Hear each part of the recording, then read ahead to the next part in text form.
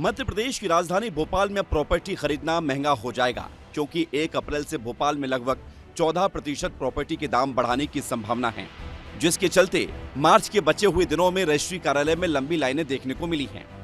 तो जमीन महंगी होने जा रही है और रजिस्ट्री कार्यालय में लाइन दिख रही है। 1 अप्रैल से भोपाल की जमीनों के दाम बढ़ सकते हैं। रजिस्ट्री ऑफिस में लोगों की भीड़ लगी है।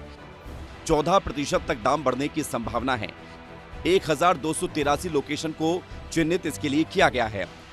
रोज कम से कम 1000 रजिस्ट्री हो रही है और 2024-25 में 1 लाख रजिस्ट्री भोपाल में हुई है।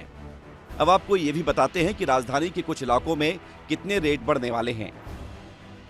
लाल घाटी में मौजूदा दर 1600 रुपए है और प्रस्तावित दर 6800 रुपए।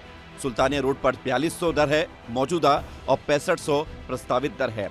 होशंगाबाद रोड पर 1600 मौजूदा दर है और 2300 रुपए प्रस्तावित दर है। उधर दानिश हिल्स में 1600 रुपए मौजूदा दर है और 2300 रुपए प्रस्तावित दर है।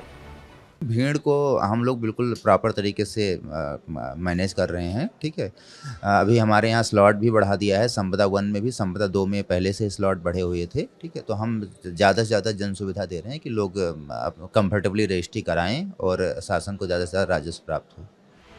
पिछले साल नवंबर में साल की दूसरी गाइडलाइन प्रस्तावित की गई थी, मगर सांसद और विधायकों के विरोध के चलते उसे टाला गया। मगर इस बार फिर से प्रस्ताव भेजा गया है। उधर रजिस्ट्री कार्यालय में लोगों की लंबी लाइनें भी दिख रही है।